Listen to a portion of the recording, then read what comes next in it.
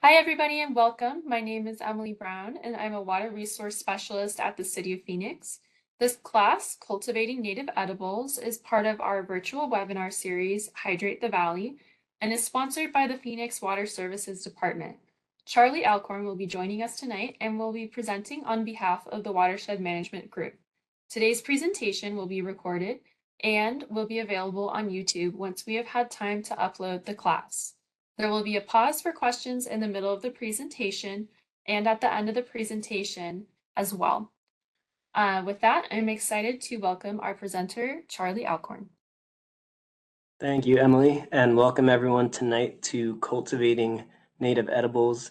My name is Charlie Alcorn. I'm a program manager with Watershed Management Group, and we are a nonprofit organization. We work throughout the Sonoran Desert as far north as the Phoenix Valley and as far south as the northern Mexico.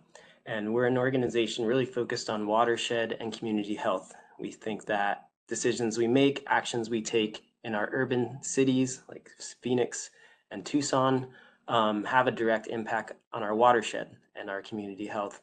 And so we want to help people find ways to reduce their water use, to utilize local water resources, all with the idea of benefiting and creating healthier communities and a healthier watershed.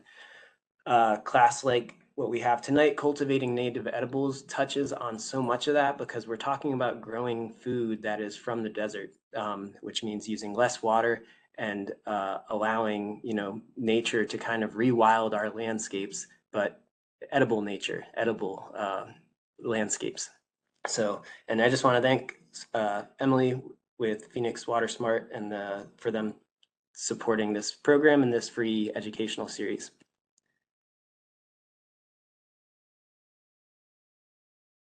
Tonight, we're going to start off orienting ourselves, kind of placing ourselves in the Sonoran Desert where we are right now, or if you're tuning in from Phoenix or Tucson. I'll talk some about the ecosystem, what helps create the ecosystem that we see here, and then talk some about the history of who has stewarded and cultivated this land over time. Then we'll get into talking about some ideas of cultivating plants. So just what are the water needs of different plants we see in homes these days and what plants people are bringing into their landscapes. And then try and put a twist on that to start thinking about how do we bring low water use plants into our landscapes that maybe accomplish the same thing. And especially tonight, it's growing food. And then we are going to dive into the vast world and talk about native edibles. And I'm going to share a lot of plants tonight and try and give as many fun facts as I can about the plants that we're going to talk about.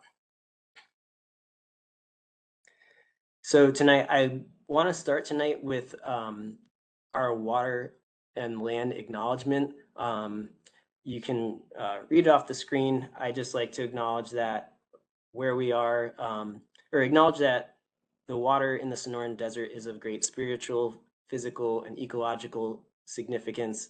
It is worth being protected, cherished, and celebrated. There are native groups that have been stewards of this land for thousands of years. They continue to do that.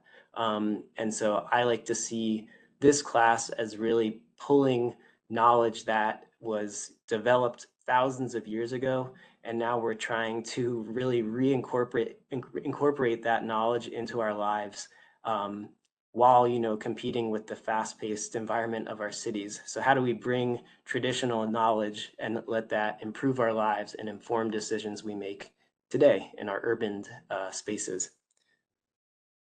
So thinking about the groups that we're stewarding and cultivating where the city of Phoenix is right now, groups like the Akimel Otham, or the river people, and the Pipash, or known as the people who lived towards the water, were groups that there's evidence showing that they were stewarding and living in this land. They were cultivating the land.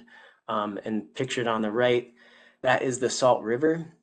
Very close to the Phoenix Valley, running through the Phoenix Valley. And those red blobs are areas that were shown to have been cultivated by these groups. the narrow blue lines kind of feeding off the river, those are irrigation canals. So those are channels that the groups created, carved out to help direct river water towards plots of land that they were cultivating. And just note, there's many small areas that they're cultivating.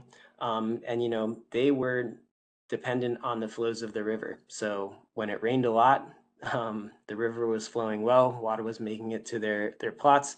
When the river wasn't flowing, when it was dry out, that had an direct effect on their cultivation and the food they were growing. And I like to pictured on the right is a map of Arizona, really showing a lot of the rivers we have in Arizona. That orange dot is where Phoenix is. And I like to think of, we are so used to naming where we are based on our address and what city we live in and what state we live in. But what if we were to mark where we are and name where we are based on our watershed address? What watershed do we live in? And zooming out really far, we live in the Colorado River Basin, the lower Colorado River. So the Colorado River on this map is all the way to the left, Colorado R. And so and there's 7 states that are part of the Colorado River Basin. It's Utah, Wyoming, Colorado, Arizona, New Mexico, Nevada, and California. And also there's parts of Sonora, Mexico that are part of this Colorado River Basin. The Colorado River starts in northern Colorado and feeds into the Sea of Cortez. And what this means on a zoomed out level is water that falls in the Colorado River Basin drains to the Colorado River. So jumping a little bit closer to home, the Gila River is where I'm sitting in Tucson, and if anyone who's sitting in Phoenix right now, that is maybe I'd say it's our county, if I were to relate it to what terms we use in identifying our areas now. But the Gila River is also our watershed. The Santa Cruz River, which is zooming in more for me in Tucson, feeds into the Gila River. The Gila River passes through Phoenix or past Phoenix, and then feeds into the Colorado. So I like spending a little bit of time on this map because driving around Arizona, if you ever see aerial images of Arizona, you don't always get to really connect and see how the rivers are connecting because they're not always flowing. But they are all connected, and we are, part of one watershed in some way. We're part of the Colorado River watershed amongst many states that are a part of that. We're part of the Gila watershed, me being in Tucson and folks being in Phoenix. And then you can narrow in even more to the washes and the smaller creeks that are close to your home to identify even closer what your watershed address is. Thinking about the Sonoran Desert. So the Sonoran Desert, and it's pictured on the right there, that color I would say is like a dark mustard yellow. So that is an area that comprises over 100,000 square miles of land. It covers parts of Arizona, California, Baja California, and Sonora, Mexico. We live in the Sonoran Desert, and it is an incredibly diverse desert. It has every biome on Earth, and there are over 50 tribes that live in the Sonoran Desert. I think 54 was what I most recently read. In the Sonoran Desert, it's a desert that's really defined by biseasonal rains, and that is tropical storms that are flowing to us during the monsoon season. They're coming in really heavy, large amounts of rain, really gusty, powerful storms. And that's happening July until September. And then we have lighter rains happening in our winter season from December until March. And nicely, we have half of the rain usually falling in the monsoon season, and half of it falling in the winter season. So if we on average see that Phoenix gets 8 inches of rain during the year, we would think that or expect that 4 inches of that rain will fall in the winter and 4 inches of that rain will fall during the monsoons. Digging around a little bit for this year, I could find that looks like on average, Phoenix received about 3.9 inches of rain to date. This number varies throughout the city, so don't hold me to that if your house didn't get as much rain as that. And then I think this monsoon season, it's maybe today that changed things. I heard it maybe rain in parts of Phoenix today, but it was about an inch of rain that Phoenix has seen during the monsoon season. So a little bit less than we want to see. It's really nice to see average or above average rainfall. And I think this monsoon season was close to an inch.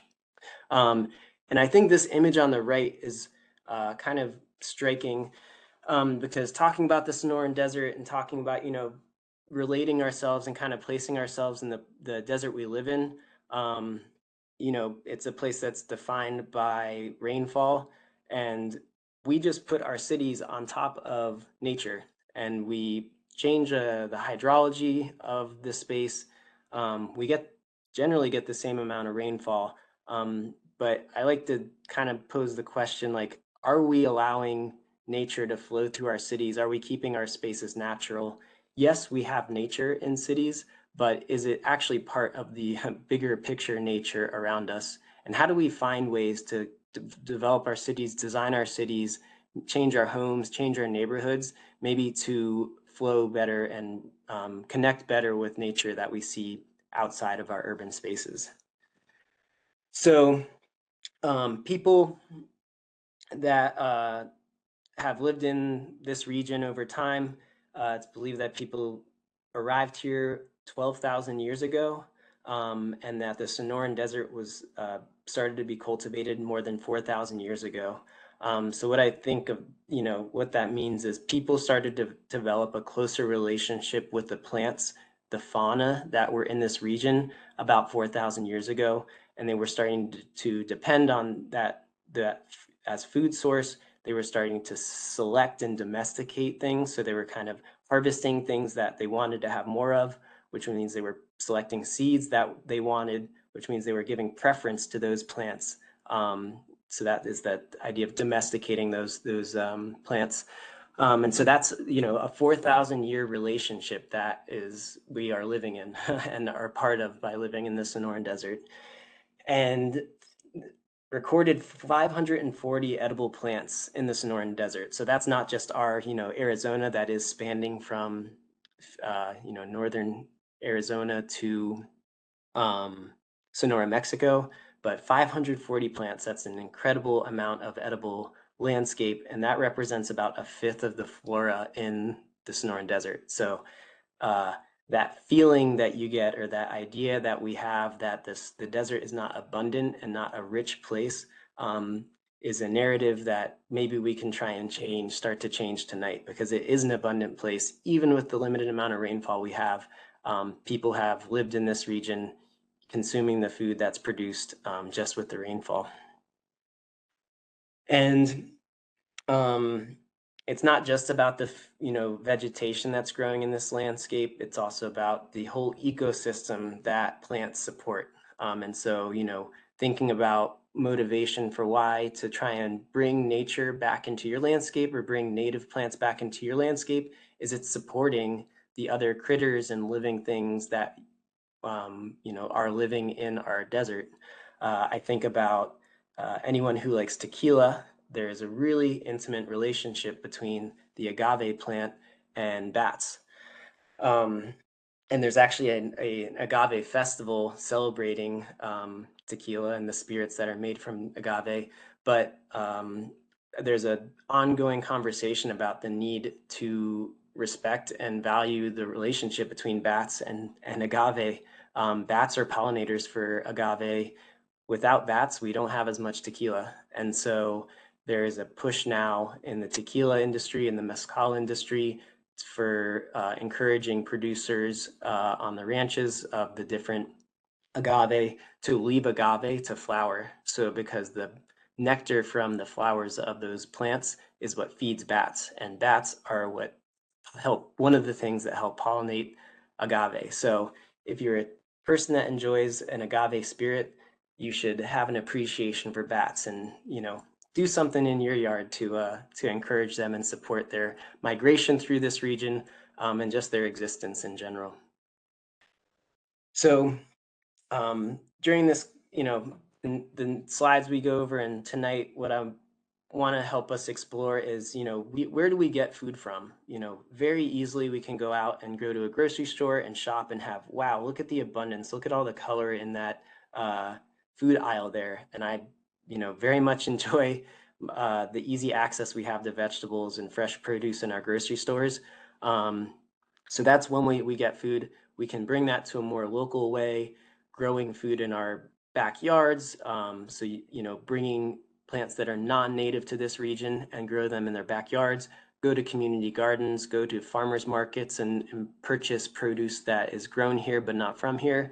And now I think tonight, let's take it a step further and think, how do we grow food that's from here and then harvest it and enjoy it for ourselves? So maybe not that we have to replace our lovely grocery stores with just food from here, but let's incorporate it. Let's have our time here in the Sonoran Desert and us living in these cities be part of that rich cultural heritage, that 4,000 years of cultivation and relationship in the desert. Let's continue that story and be part of it today. So anyone that joined for the vegetable gardening in the low desert class, good to see you again tonight. A thing I didn't talk too much about is just how much water does a vegetable garden need? A number that I've seen, and this comes from Brad Lancaster's book, Rainwater Harvesting for Drylands and Beyond.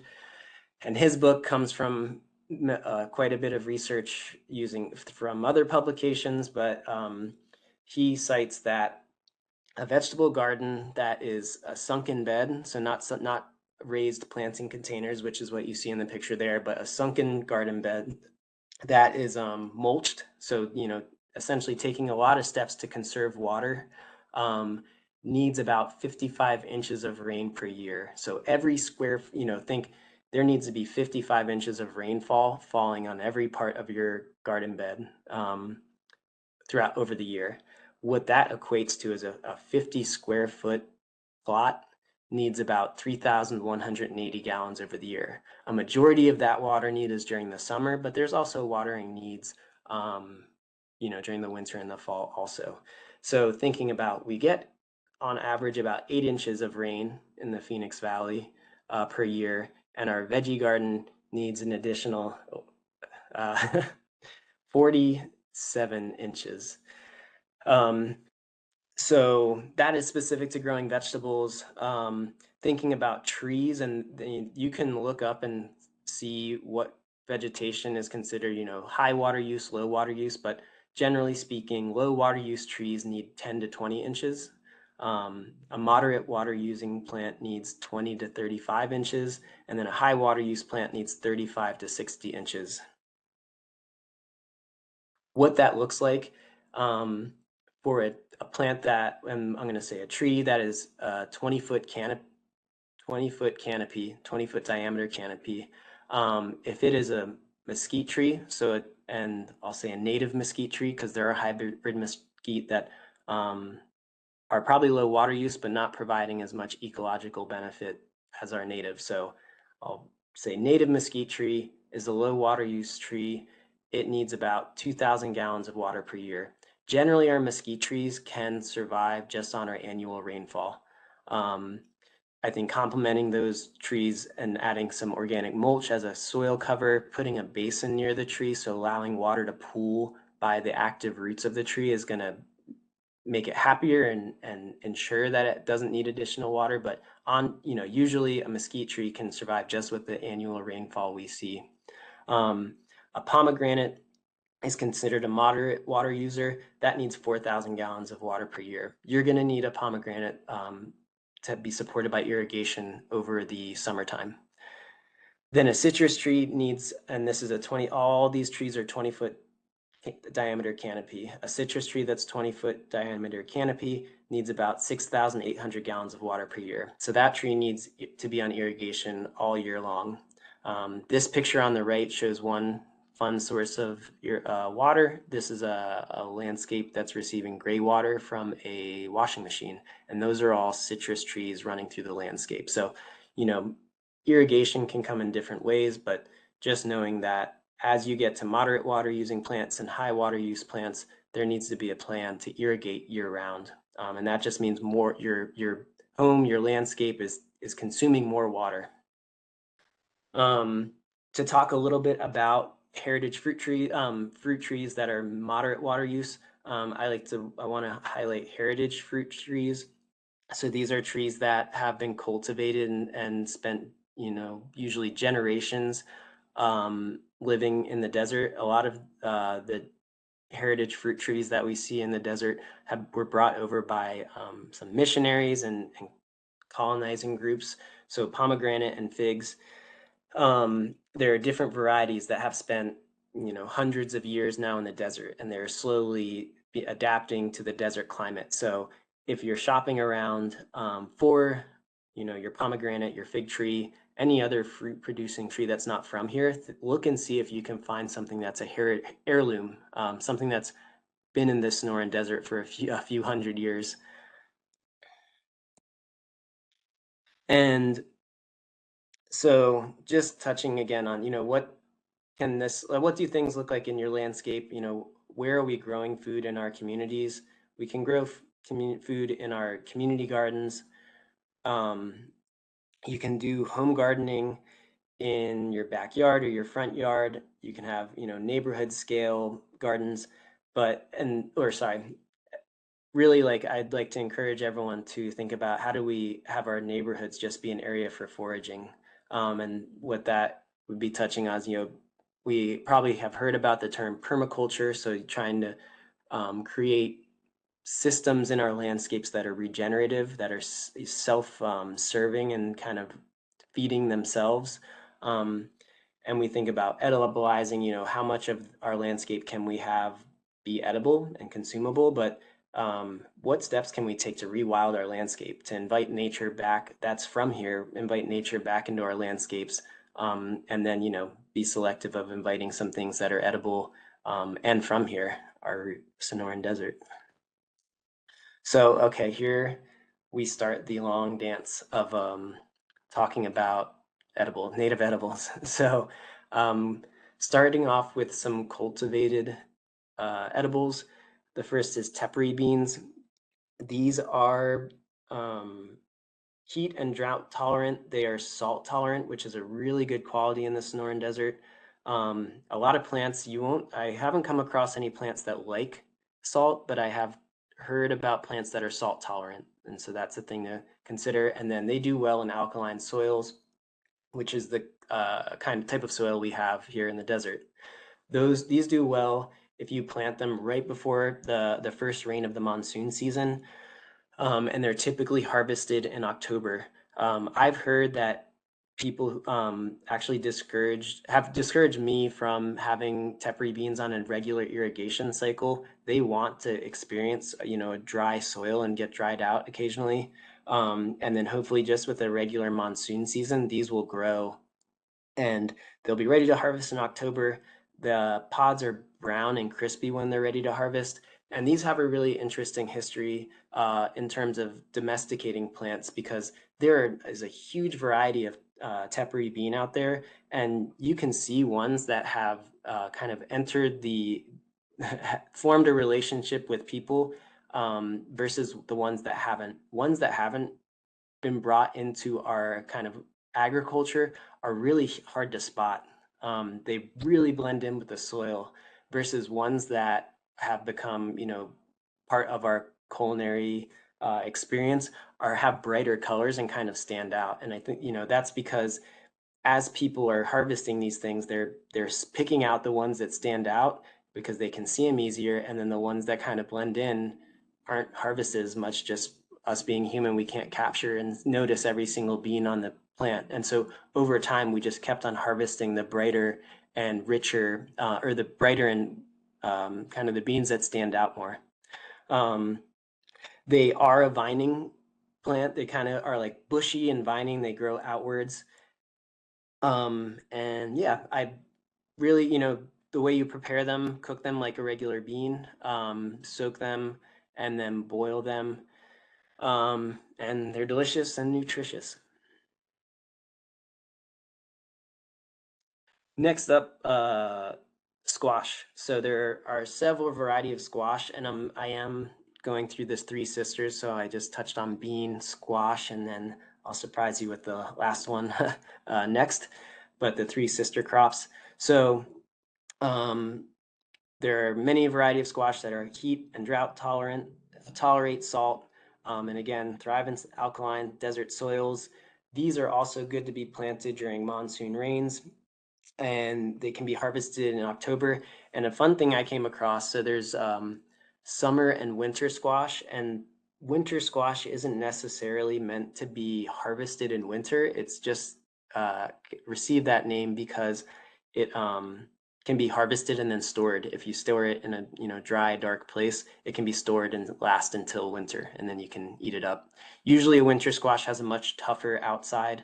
The way you can prepare squash, so I didn't come across any recipes that stood out too much, but boiling it, baking it, you can harvest the seeds and hold on to them to plant with the next monsoon season. You can bake them and put some salt and pepper on them, and they're a great snack. And there are some squash that are non-edible, but the one I have pictured here is edible. The last of the three sister crops, Maricopa, is corn. The type I show here is Maricopa sweet corn. And there's 5 kinds of corn that we cultivate, and they all have different flavors based on how much starch they have. There's pop corn, flour corn, flint corn, dent, and sweet corn. Sweet corns generally need warm temperatures and moderate water availability. So this would be a crop that probably is in those lower floodplains. And then the image that I showed earlier, they're probably, closer to the Salt River is where these are being cultivated so that there is access to flood irrigation from the river. And the time to harvest, if you're wanting sweet corn, the time to harvest this corn is when the kernels are really bright and white, and if you squeeze on them, they're milky. Corn pollinates itself through the little like whiskery things growing out the tops of them. So you'll want to have, corn isn't great to just grow like 1 or 2 next to each other. You want a bunch of corn so that they kind of brush in the wind and pollinate one another. And yeah, it is one of the sisters of the 3 sister crops. So corn is the thing that's growing tall and is a stand for the vining beans to grow up. So the tepary beans being vining will grow up the corn. A general rule of thumb, as far as I know, is it's good to start growing the corn a little bit earlier than your other crops, because you want the corn to grow a little bit tall before the squash comes in. Squash grows really quickly and it spreads out. And so give the corn a little bit of a head start so it can grow upwards. Then you'll plant your beans and then your squash. So the corn grows upwards, the beans vine up the corn, and they are nitrogen fixers. So they're helping provide nutrients to the corn and the squash. And then the squash is growing outwards. It's covering the soils and helping retain moisture. Chiltepine. I'm a big fan of chiltepine. So this is our local pepper. So I've seen it grown best in filtered light. I've seen a lot of people grow it in containers, and it will grow. It's something that you can keep in a pot year round. It does have seasons where it's best to harvest. You can pick it when it's soft and not dried out and I think it's a green color, and you can pickle those, or you can wait till they dry out. And it's a great spice. It is an ancestor of the capsicum species, Capsicum annuum. So it's a relative and really the ancestor of jalapenos and bell peppers. The spice level of it is between 50,000 and 100,000 Scovilles. I think it's like an 8 out of 10 in the heat range. And I've found that it's it's a spice to respect, but it's not a spice that builds on itself. So it comes in hot, catches your attention quite a bit, but it doesn't kind of add on itself the way I've seen it come across for some peppers. So I think first of all, I have used it as a gift for friends that are not from here visiting, or when I go to visit people that aren't from here. I love to share some chiltepin peppers because it's like a very special thing to the Sonoran Desert. I love spice. But yeah, the friends that haven't listened to my advice, and I really say just like take one pepper and just kind of lightly sprinkle it. And these peppers are really small. Lightly sprinkle it over your eggs to give it a test. Don't dive in too quickly. Another thing is I've seen these peppers and I've seen them sold on the street. I haven't seen them in a store yet, but they're separate little like grinders for these pepper, because I think if you're crushing these in a mortar and pestle, the heat gets mixed with other spices. And so having this ground up and kind of like processing this separate from everything else, separate cutting board, all that stuff is good, because you don't want to overspice everything that touches your cutting board. And so, thinking about cultivation, those are a few of the plants that have kind of traveled with us through time and have been cultivated in our Sonoran desert farms and landscapes. A few tips, things to think about for if you are wanting to bring these concepts into your landscape. And these are topics that we covered in the last class, but it's think about, utilizing sunken garden beds. That is better for retaining moisture in your soils. And it also provides the wind protection for your landscape. Wind breezing by your soils and your plants is slowly snatching up moisture, water from your plants, so it's dehydrating them. And then, yeah, already talked about the three sister crops. Other crops that are, can be used as part of that three sister combination are tobacco, amaranth, and sunflowers.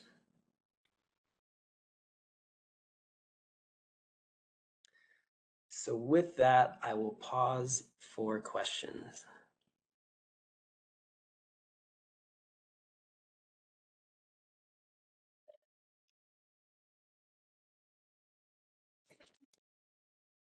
Okay, I'm gonna pause it.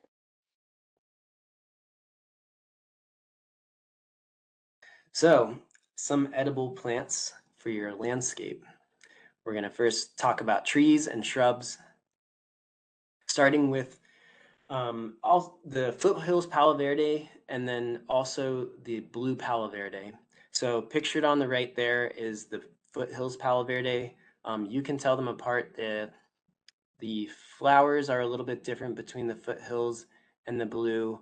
Also, the shape of their seed pods are different. The blue have a lot more curvy, kind of like bubbly seed pods. Or sorry, the foothills have bubbly, kind of curvier seed pods that you see pictured there. And foothills Palo Verde, I know it as being a slightly more shrubby tree. It's a little bit scrappier looking, and it grows in along hillsides and kind of is willing to grow in kind of harsher conditions, harder places to grow. The blue Palo Verde is a little bit happier, kind of in areas that are slightly wetlands or getting a little bit more water than the foothills. Not to say that you won't come across a blue Palo Verde in a very dry place, but they have a little bit easier time growing with a little more access to water. And from what I've read, the foothills actually has a better flavor. And so it's scrappier, more fights harder to grow, and then it has a better flavor, which is kind of nice. They are, you can eat them fresh. So before they've fallen off the branch, you can just take them out of the pod while they're green and snack on them. I think of them as kind of like edamame is what I describe them as. And then, or you can wait until they dry out and then you can grind them into a flour, or I've heard that you can boil them and people have described it as being kind of like an oatmeal taste or an oatmeal texture. I haven't done that, but have some friends that have said that they've had success with that.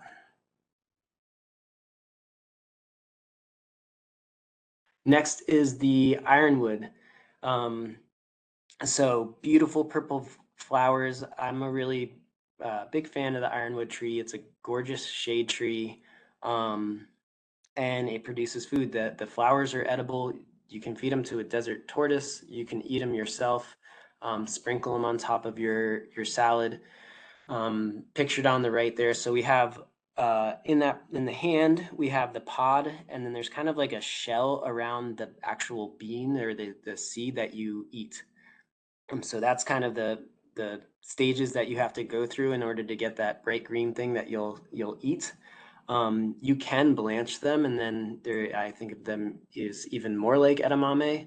Um, I think of these also as tasting like edamame, just like the Palo Verde seeds. And they are usually good to harvest. I've eaten them in the spring, and I guess maybe early summer is generally when those pods are growing on the trees and you can harvest them. A fun little recipe for anyone that harvests some and wants to incorporate them into a dish. So this picture on the right is ironwood seeds with spaghetti squash, fresh tomatoes from someone's garden, and basil. They harvested when the pods were green, blanched them, so just boiled them, got them hot for 3 to 5 minutes. And yeah, so they were described as tasting like green peas, but have a little bit of like a desert flavor to them. And the pods can have different numbers of seeds. You'll see occasionally just a pod with one seed, but they can have two or three. I haven't seen them with more, but they probably can have more than 3 pods or beans in a pod.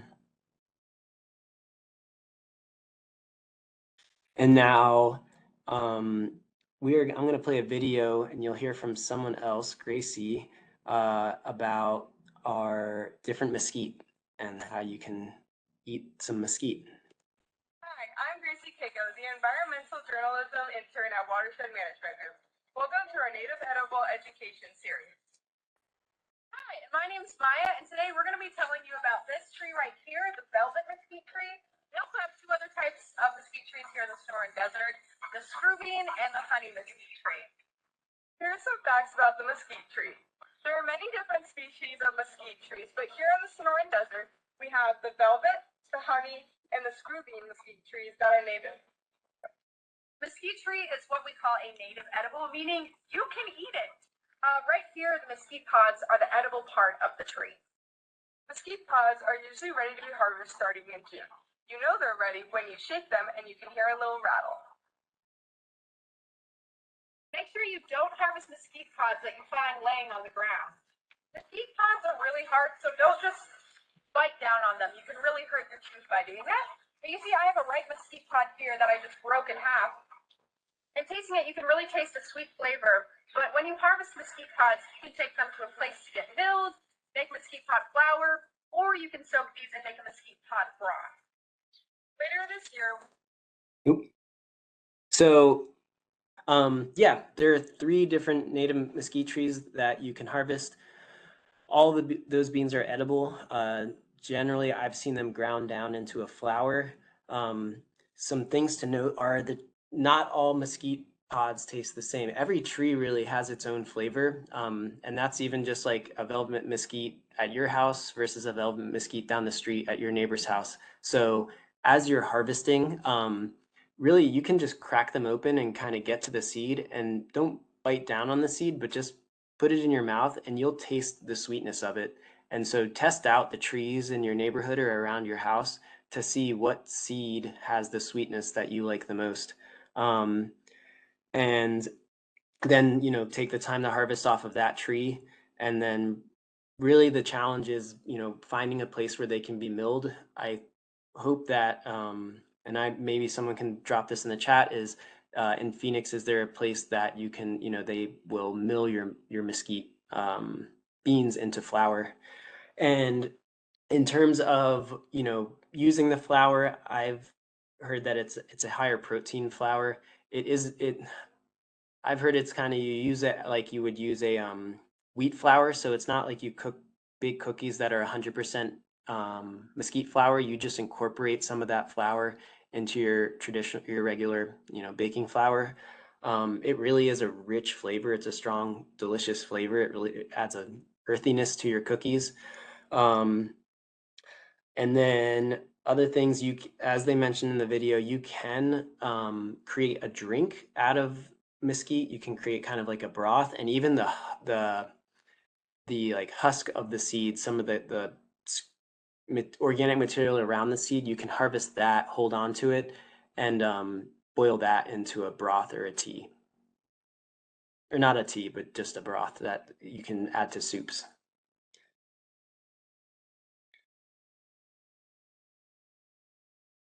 Jojoba. So this is a fun one. This is you can harvest jojoba seeds off of it's a shrub, and you can process these a lot of different ways. You can grind them up, you can toast them and snack on them. I've heard that they're kind of like a little bit of a natural energizing snack, or you can press them into an oil. An interesting thing about jojoba is that there are male and female plants, and so knowing that you need to plant a few jojoba, and it's really, I have not learned of a way to be able to tell what kind of, if it's male or female when it's a small shrub and when it's not flowering.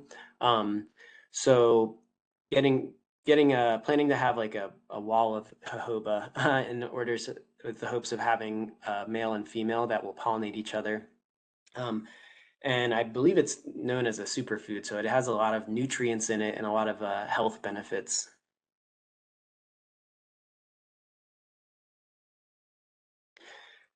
Creosote bush. So I think we all love the smell of creosote when it rains. So just that itself is enchanting. I've lived in homes where people will harvest some creosote and leave it in the shower so that every time you shower, that moisture activates that scent. And that is, I think just smelling it is a stress reliever. The pods of a creosote. So right before the creosote flowers, it has these buds on it that are kind of like, you can squeeze them. They're kind of soft, and it's where the flower's about to come out of there. You can harvest those and make those capers. So you would pickle those just like you would pickle a caper. So you look up a recipe, but it's really just brining it. And then you can have a desert caper. You don't want to brine them when they're that fuzzy little ball. But yeah, before that, when like the plant is not opened its flowers yet, the flowers are just these little buds. There are other, I've seen creosote dried out and people will burn it, probably as a, just kind of stress relief, or has some medicinal values to it. But as a food, I know it as the desert caper. Oh, and times that this is, I think that you can harvest creosote like really like after it rains. It feels like it is constantly blooming and flowering after it rains. So, keep an eye on your creosote because it flowers multiple times of the year from what I've seen. Wolfberry. So this is a really fun one. Big thorny shrub. You'll see it oftentimes in riparian areas. It does like a little bit more moisture. So it likes to be in, wetter areas, lowlands. It has pretty flowers, those purpley pink, purpley flowers will drop off, and then the fruit grows. They're really small fruits, but they do have a great flavor. I've harvested them, and you can sprinkle them over top of salads. They're just a really nice addition, and the color of them as they're growing on the shrub just really, I don't know, I find it charming. I've seen these along I-10. So as you're driving, Tucson to Phoenix, Phoenix to Tucson, a little bit closer to Phoenix, there's like fields of wolfberry that will flower and fruit, and it's just, I'm always tempted to pull off on the side of the road. I'm always in a rush when I'm on I-10, so I haven't done it, but pull off the side of the road and just harvest the like huge amounts of wolfberries that are growing along I-10. They will generally, yeah, the time to harvest them is like spring, very, very early summer. And then hackberry. So there's two types of hackberry. There's canyon hackberry and desert hackberry. One is more of a shrub, but you can train it to be a tree. And then one is a tree that is kind of acts as a shrub. Both of them are somewhat shrubby plants, but can become trees. They have a bright orange fruit. They have a, it's a small fruit, so it has a small seed inside of it. I haven't found hackberry to be super delicious. I like them because they are such a good fruit source or food source for our wild species and birds that are living in the cities. So I think they're fantastic food source. You can snack on them. But if I had a hackberry and a wolfberry sitting next to each other, the wolfberry would be bare and the hackberry would be just kind of nibbled at. So now getting into succulents. Starting with cholla, many parts of the cholla can be consumed. So you can eat the flower, you can eat the buds, and you can eat the fruit. Depending on what you're eating, you would prepare it differently. They do have thorns, so make sure you get all the thorns off of them before you consume them. The buds I've had as a salty kind of like boiled and then dried out, and they're kind of just a fun snack. The fruits are, pick those and just eat. They're fruity, they're seedy.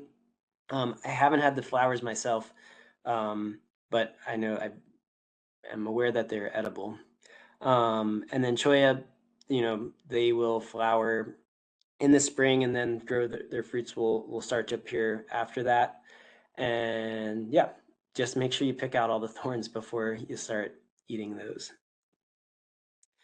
And we have a few videos here talking about desert prickly pear.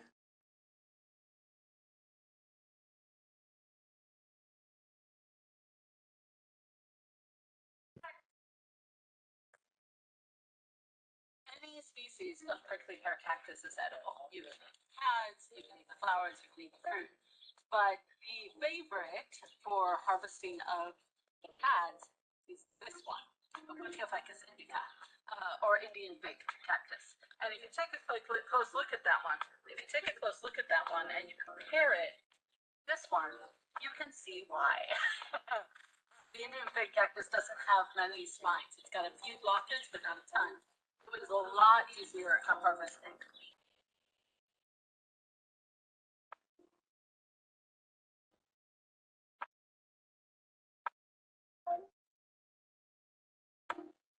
We're just taking a scrub brush with a bit of water here. About water straight out of the garden.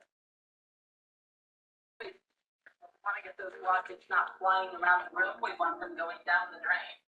And we're taking a scrub brush, get off the rest of the blockage, and then we will use the knife clean these up a little bit more.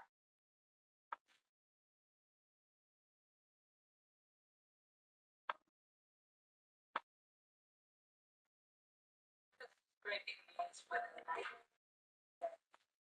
It's off the surface. We don't want to actually, but if you remove a lot of those little bumps on them, that's where the glove gets live. And then when we get to prepping them, we're actually going to clear around the edge here and remove that edge along with the bottom. That will take off a lot of the space where there are still.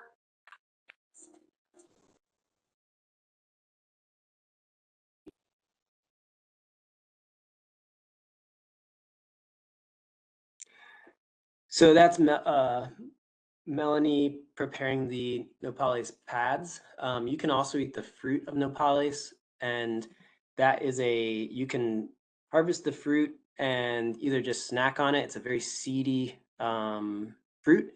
I think it's a light flavor. You can also harvest the fruit and boil it into a syrup, and then you can put that on over pancakes or any type of, something to sweeten whatever you're eating. And then you can probably come across a prickly pear agave syrup in some kind of cocktail. They're becoming popular in cocktails now. A little Sonoran twist on some drinks. And then this is a second video from Melanie, now showing the cooking process for prickly pear. Ooh, lost it. Bubbles. They're looking at it, it gives nice and slimy and look great here. So we have that so know about itchy or so several splash, slimy, slimy, unpleasant for some. Don't like it. So what we're gonna do is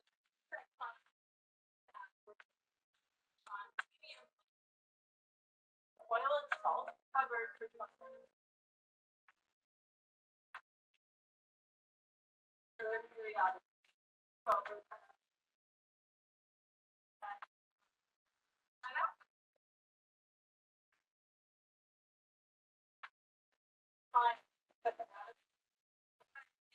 And 20 minutes. Stirring this periodically to keep it from burning. And you can see that all that sliminess we had been boiling off earlier has dried out and left. And so this is ready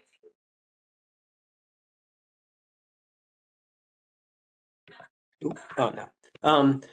So yeah, that's how, I found that is the best way to get the sliminess out of nopales, is just cook them for a long time. They're a great side dish. I've had them as the kind of meat substitute in a taco.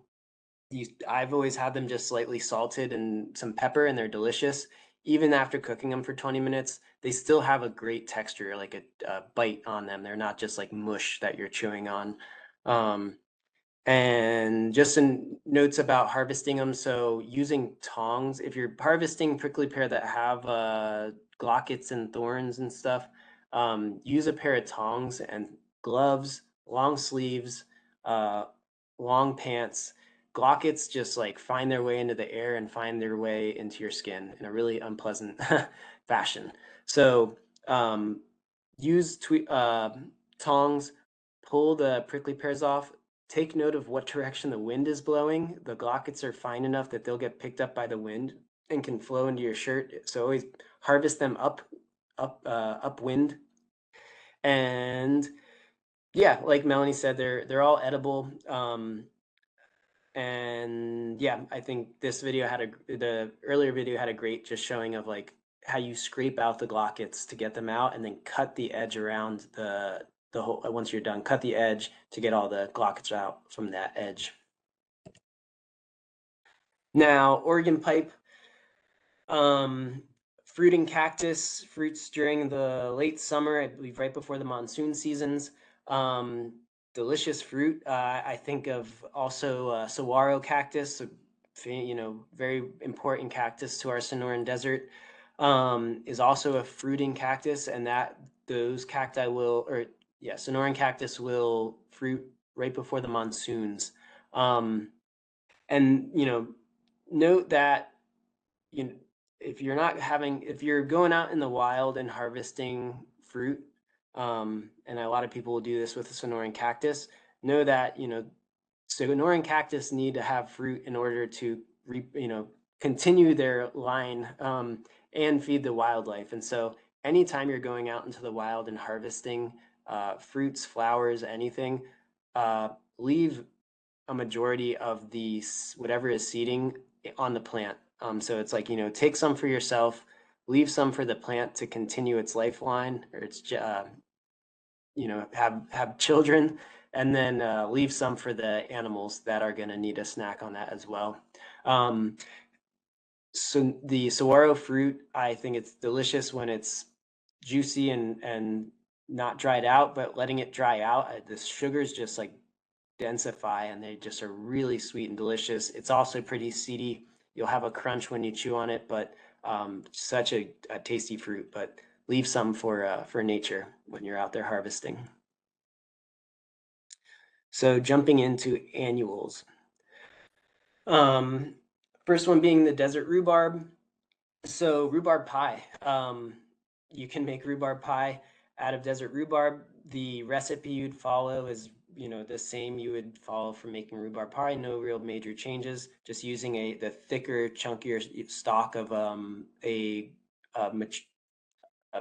older, mature rhubarb plant. You can harvest the young leaves and the young stalk when it's still soft and just chop that up, and it's kind of like a spinach. And yeah, that's what I know about the rhubarb. Devil's Claw, I just visited Native Seed Search, which is has a really great farm.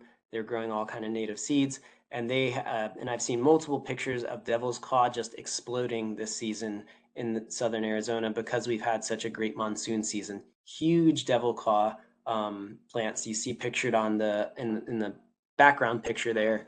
So that is the plant.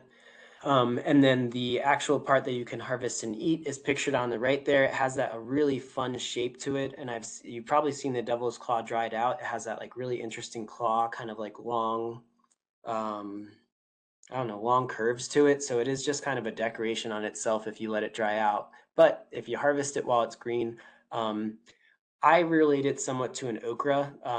Just touching these during the monsoon seasons, I've picked a few, and they're just like slimy and wet harvesting them. They're a little bit bitter to taste, and so I've only eaten them when they were pickled. So you can pickle these, so chop them up and drop them in whatever, pickling juice or solution you have, and you can pickle those with carrots and jalapenos and garlic. And I found that they're a fantastic texture with their seeds when they're pickled, and all the bitterness is gone. And okay, our last video of the evening, you'll hear from Jonah. The Sonoran Desert is filled with these native edibles: palo verde beans, mesquite beans, barrel cactus fruit and seed, amaranth seed, devil's claw, prickly pear, the pads and the fruit. There's so much to eat here, and I want to tell you why that's important to being hydrolocal. So let's talk a little bit about amaranth. Oh yeah. That is all the husk. So we're removing the husk from the seed right now. And I could even do a little bit of that. We can't do it too much. So all of these black seeds right here, we can either boil those and it'll get all puffed up like quinoa, or we could grind it and make a flour and use it for bread. So what we just harvested right here is this little fella, an amaranth. And do you know the USDA deems amaranth as an invasive species because it outcompetes a lot of the crops that grow in Arizona, like alfalfa, lettuce, and cotton. And so it's deemed an invasive species, but it's a food source that not only doesn't take any water, it replenishes water. So if we change our diet, if we change our food system, that's one of the biggest steps we could take toward going hydrolocal.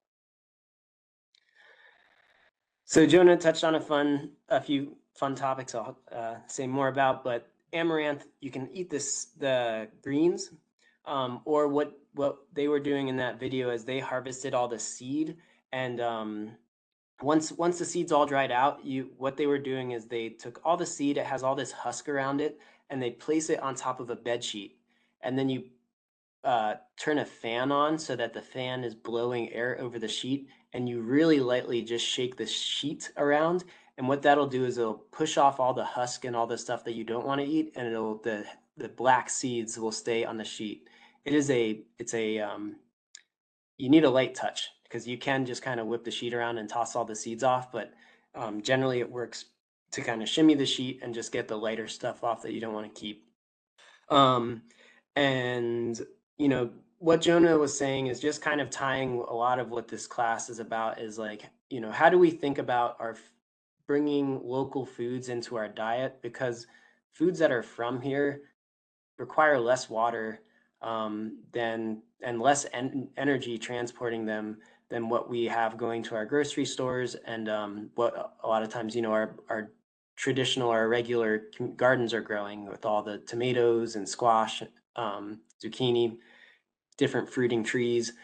So just finding ways to introduce native foods into our diet and grow those native foods, let them grow wild in your landscape, is taking a step in, allowing part of our food system to be part of this idea of a hydrolocal living in a way where we're not depending on, transporting water from far away to where we are living, but instead allowing ourselves to rely on just local water resources, the rainwater we get, to support some of our lifestyle. So I just have one vine to show off, and that is the Arizona grape. I've only come across this once. I haven't, and that was on a hike. It was quite a nice surprise. It was through a really wet area. It was a wash. We were hiking up kind of 4,000 feet elevation, maybe 6,000, 4,000 feet elevation. And it was just kind of tucked in this one little nook, and we were able to eat some of the grapes. Was an exciting find. I haven't come across it again, but small fruiting vine that will be in riparian areas, wet areas. Now street food. So amaranth, as Jonah was saying, it's part of our food system. There are plants that we've introduced to the Sonoran Desert with good intentions, but they have become what are known as invasive species. They were brought here. They're not from where we live, and so they don't have natural competitors and natural predators. So they just kind of grow without anything slowing them down. Some of them have been in our ecosystem for long enough, and they really haven't posed a huge threat to any other vegetation, so that they've they've become naturalized. But an example is like bufflegrass, Bermuda grass, brought here as a food source for cattle, but now it is just taking over parts of the desert, and it's out competing and suffocating our desert plants in the ecosystem. But yeah, just to share a few plants that are not quite from here, are sometimes invasive but are edible. So give you extra motivation to eat them because they are invasive, and we don't want to see them taking over. The first one is London rocket. This one I just see all over the city when it is after monsoons.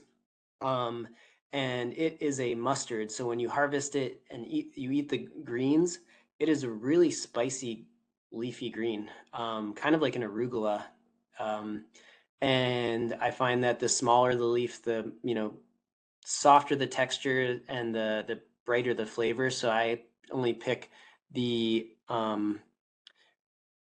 smaller leaves, and then you can make it into a pesto. I find that London rocket is spicy enough that I'd want to mix it with something that's a little bit less spicy. I'd be worried that pesto, especially with a fresh garlic, would be like really spicy. So I'd mix it with some other greens, but you can make it into a pesto. Another one is cheeseweed. This is another one that I'll see a lot of times growing in along the right of way in neighborhoods. You can harvest it. It's a leafy green, so just spread it and mix it in a salad. And then purslane is another one. Kind of a watery leaf. You can harvest it, sprinkle it on top of salad. With all these, as I'm mentioning, I'm saying right of way. With these shrubs, the thing that comes to mind is first of all, like harvesting anything that's too close to a road or close to a place where you have a lot of vehicles traveling. Be aware that there's dust and fine particulates that are getting kicked up into the air. It might be falling onto anything that is along, low lying, spreading along the right of way. So, maybe being selective if you have an abundance of any of these greens, selecting ones that are tucked in your backyard or farther away from, right along the roadside. And the other thing is your neighbor's pets and your pets walking around. Pets like to mark their territory, and so harvesting things that are not exposed to a lot of people's pets, because or just wash these things before you eat them. But yeah, just know that there's other factors in our environment that maybe would make these things something that it's worth thinking about what you're eating, and how much you need to clean them before you eat them, especially just these it's particular for these because I see them oftentimes along the right of way. Something not covered in this class or just really touched on briefly in this class that is a whole world on its own is medicinal plants. Ocotillo is one that is pictured on the right here. You can harvest the flowers, brew that into a tea, has medicinal benefits. I'm have listed several other plants that are known to have medicinal benefits, and this is just scratching the surface. Just like the rest of this class, like really, 540 native edibles in the Sonoran Desert. We're just scratching the surface of this topic, and there are probably dozens of benefits to different plants depending on what ailments you have and what health concerns or health benefits you're looking for from foods. So just to note that there are medicinal plants in the Sonoran Desert. You can create salves, you can burn them, probably eat them, all providing healing attributes. So other resources, because again, this is, see this class as an introduction, as a starting point in your journey. Every time I do work in my landscape, every time I learn about these topics, I grow a deeper connection to the Sonoran Desert. That I feel like lets me be part of the story and the culinary and the cultural story that the Sonoran Desert has. I think it's a healing thing to develop a relationship with the desert. Life is so full and fast paced living in cities and urban spaces. Developing a relationship with nature is going to, and your ecosystem is a beneficial thing. It is good for you because it provides you food and it just helps you slow down. Mindfulness is something I think we've all probably come across and heard, and being mindful of the seasons of the desert and getting to know what times of year you're going out and see your, ironwood blooming, and just having a moment to acknowledge the beauty of a blooming tree in the desert and the food it's going to provide when the pods start to show up. All those things are, practices of being mindful, and I think they help us be healthier versions of ourselves. So additional resources, and this is, scratching the surface of resources. So the Southwest Environmental Information Network, the U.S. Department of Agricultural Plants Database, NRCS, Wild Foods of the Sonoran Desert by Kevin Dahl. All those are great resources in terms of foraging. And another thing about foraging, and want to make one more important point during this class, is that only eat what you know. If you're not 100% sure what you're consuming, I would say don't eat it. And then even if you know something is edible, it might be your first time eating it and you don't know what reaction you're going to have. Melanie, who is the person showing the prickly pear video, she is an great spokesperson for native edibles and is a great mentor teaching about native edibles. She likes to tell the story of having just because something is edible doesn't mean it's enjoyable. I think there are some things out there that might be edible but are still hard for us to digest. So eat in small quantities until you get familiar with what your body is happy handling and happy processing. Another thing that I didn't touch on that is, really valuable to know is there's a huge amount of fungus, mushrooms that are, growing in the mountains of Arizona.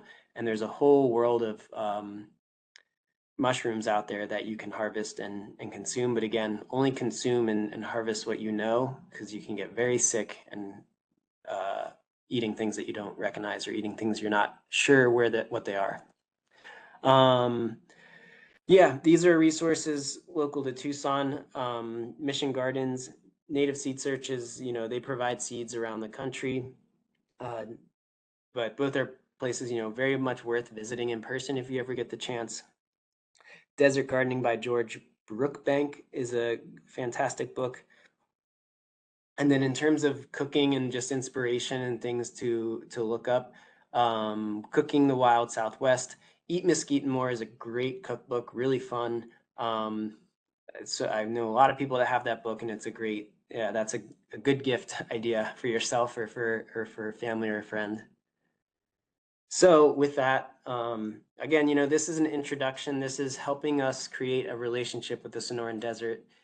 Maybe it's starting here, or maybe this is one step on your path, but I hope this is one step of many. So, after taking this class, think for yourself, what are the next steps you want to bring into your life, into your home, into your neighborhood? And thank you for being here.